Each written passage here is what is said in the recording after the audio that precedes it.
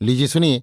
अयोध्या सिंह उपाध्याय हरिऔध के लिखे उपन्यास अधखिला फूल की 22वीं पंखुड़ी, मेरी यानी समीर गोस्वामी की आवाज में। दिन बीतता है, रात जाती है, सूरज निकलता है फिर डूबता है। साथ ही हमारे जीने के दिन घटते हैं। हम लोगों से कोई पूछता है तो हम लोग कहते हैं मैं 20 बरस का हुआ। कोई कहता है मैं 40 का हुआ। कहने के समय तनिक भी हिचक नहीं होती। मुखड़ा वैसा ही हंसता रहता है, मानो हम लोग जानते ही नहीं मरना किसे कहते हैं। पर सच बात यह है, हम 20 बरस 40 बरस के नहीं होते। हमारे जीने के दिन में से 20 बरस 40 बरस घट जाते हैं। जो हमको 50 बरस जीना है, तो अब हमारा दिन पूरा होने में 30 बरस और 10 बरस और रह जाते हैं। दूर तक सोचा जावे तो इसमें हिचकने और मुंह के उदास बनाने की कोई बात है भी नहीं। मरना इतना डरावना नहीं है जितना लोग समझते हैं। सच तो यों है, मरने ही से जीने का आदर है। जो जग में मरना न होता, लोग जीने से घबरा जाते। ना तो खाना कपड़ा मिलता, न ठहरने को ठौर मिलती, न रहने को घर अटता। उस समय धरती पर कैसा लौट फेर होता, ये बात सोचने से भी जी कांपता है। पर हम बहुत दूर की बात नहीं कहते हैं। हम उसी बात को दिखलाते हैं जिसको सोचकर सभी मरने से डरते हैं। धरती एक अनोखी ठौर है। इस पर जन्म से लेकर एक न एक बात में सभी उलझ जाते हैं। जिस ढंग का जिसका जी होता है, प्यार करने के लिए वैसा ही बहुत कुछ उसको यहां मिल जाता है।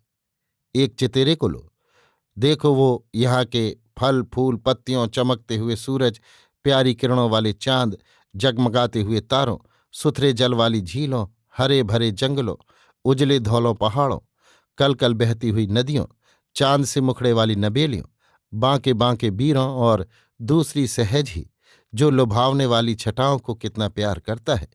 इनको लेकर वो कैसी कैसी काट छाट करता है, कैसे कैसे बेल बूटे बनाता है।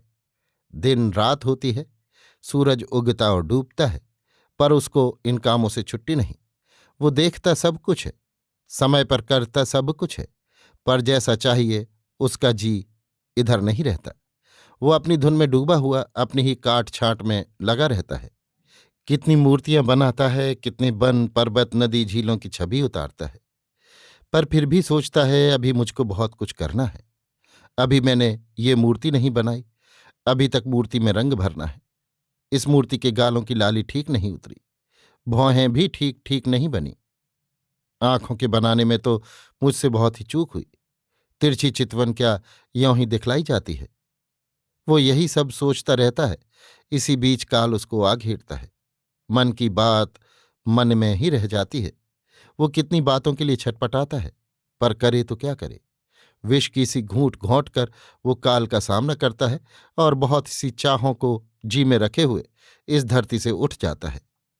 इसी भांति कोई घर बार बाल बच्चों में उलझा रहता है, कोई पूजा पाठ और जप तप में लगा रहता है, कोई राजकाज और धन धरती में फंसा होता है, कोई गाने बजाने और हंसी खेल में मतवाला होता है।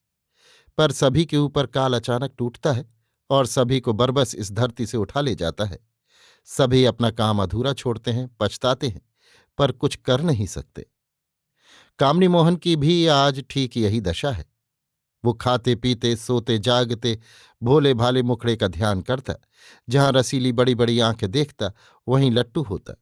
गोरे गोरे हाथों में पतली पतली चूरियां उसको बावला बनाती। सुरीले कंठ का बोल सुनकर वो अपनी देह तक भूल जाता। गदराया हुआ जौबन उसके कलेजे में पीर उठाता।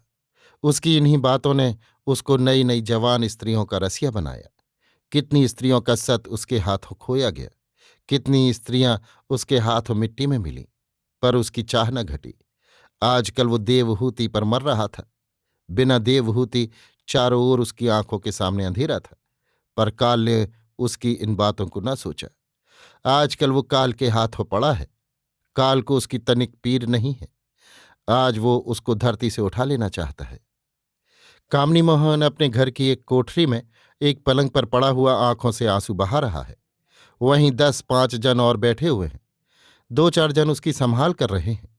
गांव के पुराने वैद्य पास बैठे हुए देखभाल कर रहे हैं, पर उनके मुखड़े पर उदासी छाई हुई है।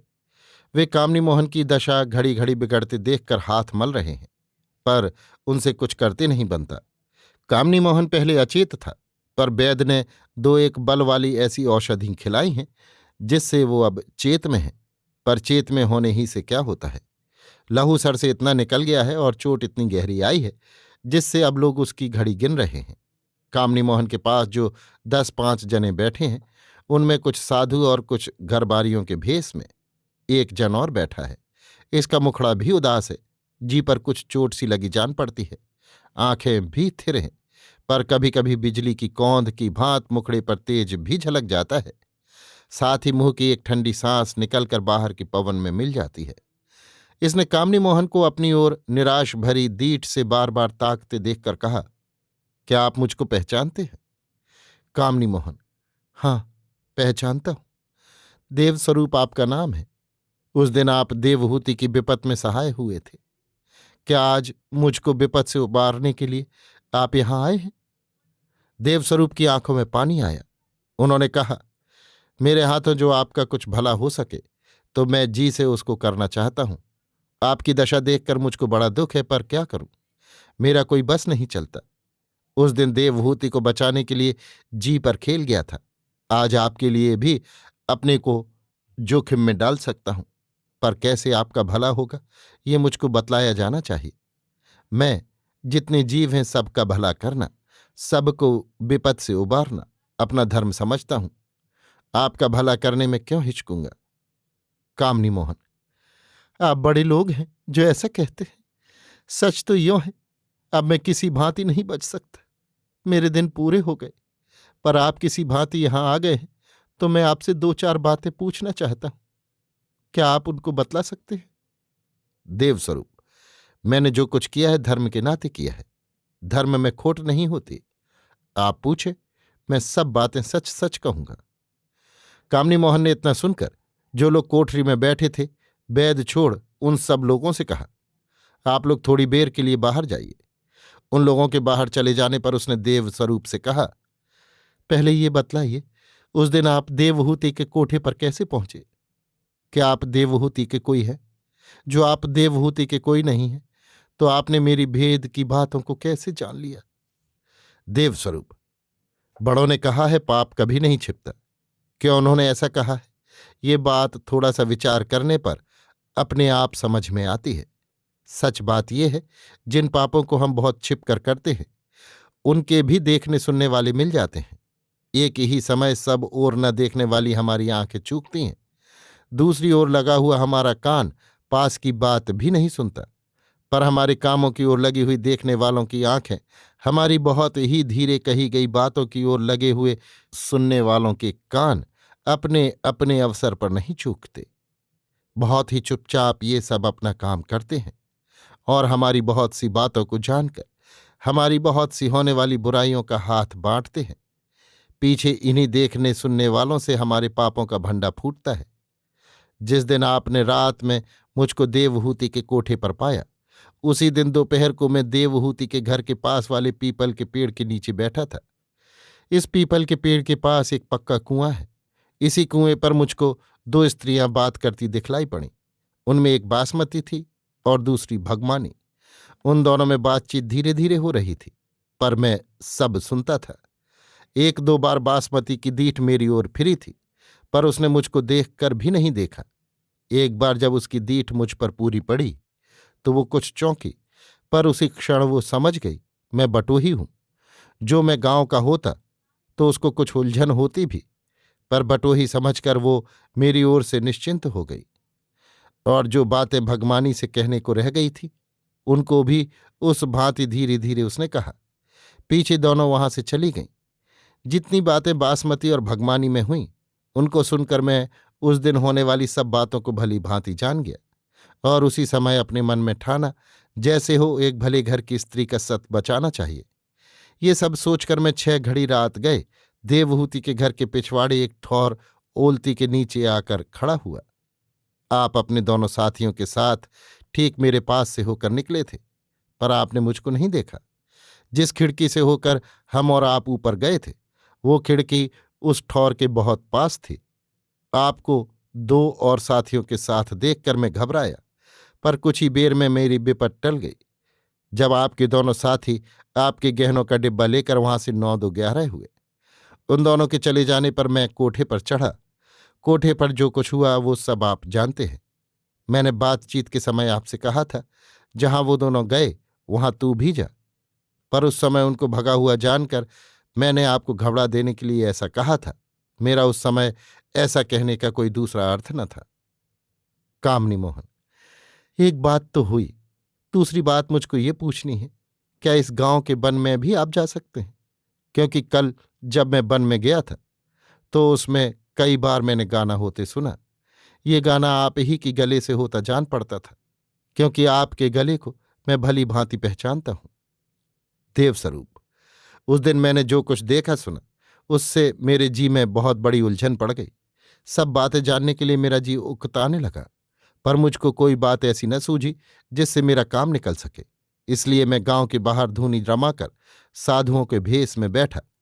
यहां मुझको तुम्हारी बहुत सी बातें जान पड़ी, पर देवहूति पर तुम्हारा जी आया हुआ है और तुम उसको फांसना चाहते हो, ये बातें मैंने किसी से नहीं सुनी।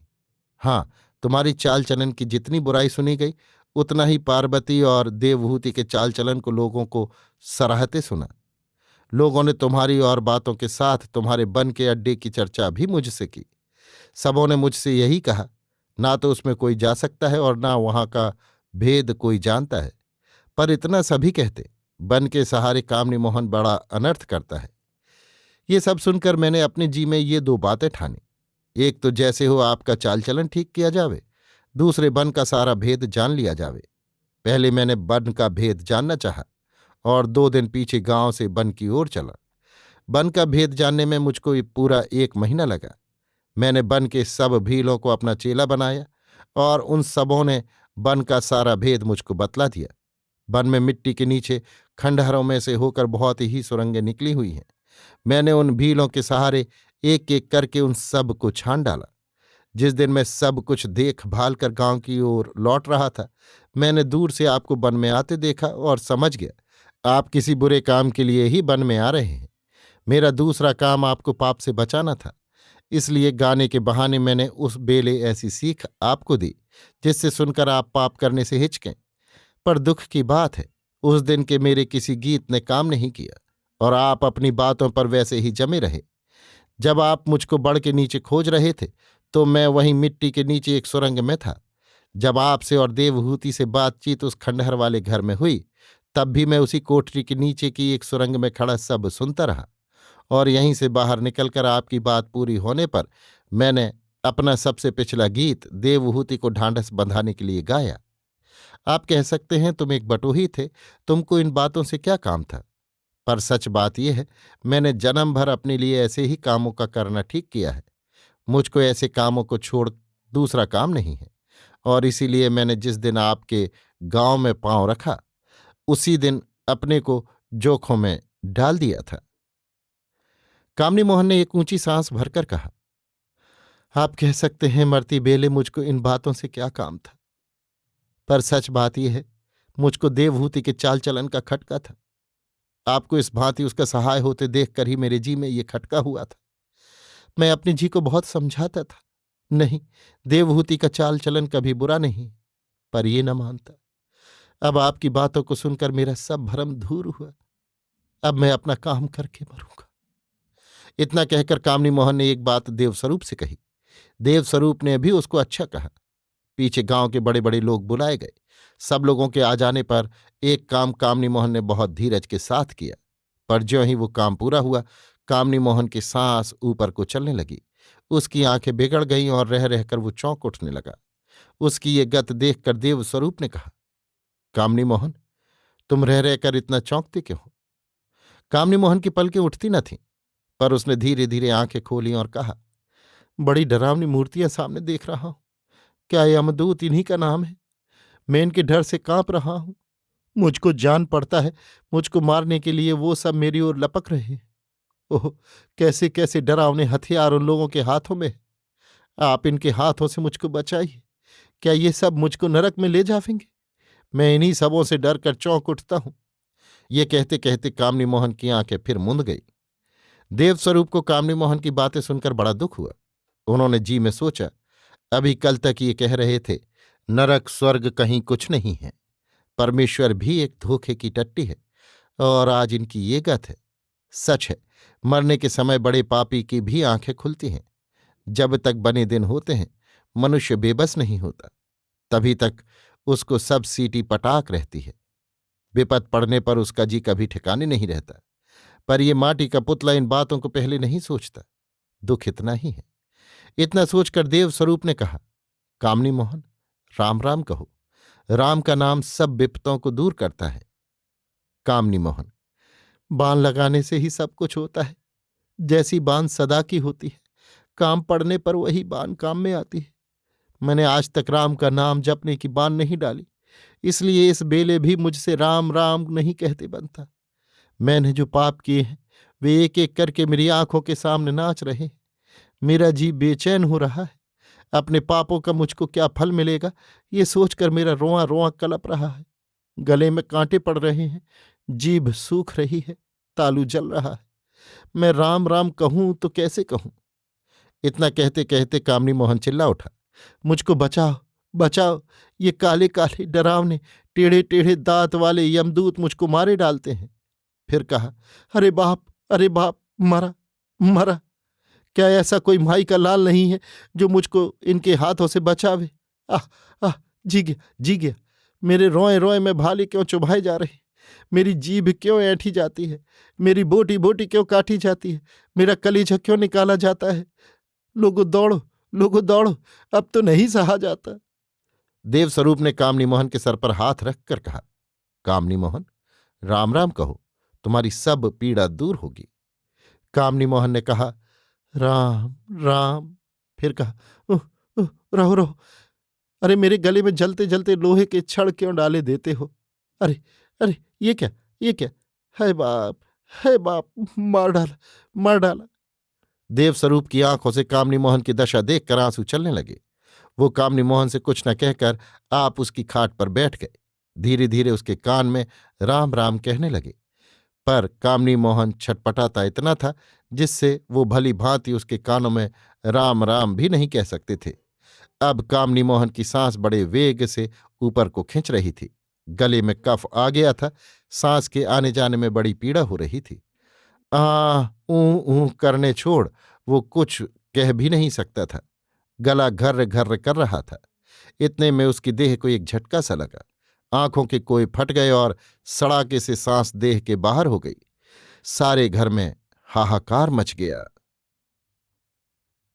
अभी आप सुन रहे थे अयोध्या सिंह उपाध्याय हरिऔध के लिखे उपन्यास अधकिला फूल की 22वीं पंखुड़ी, मेरी यानी समीर गोस्वामी की आवाज में।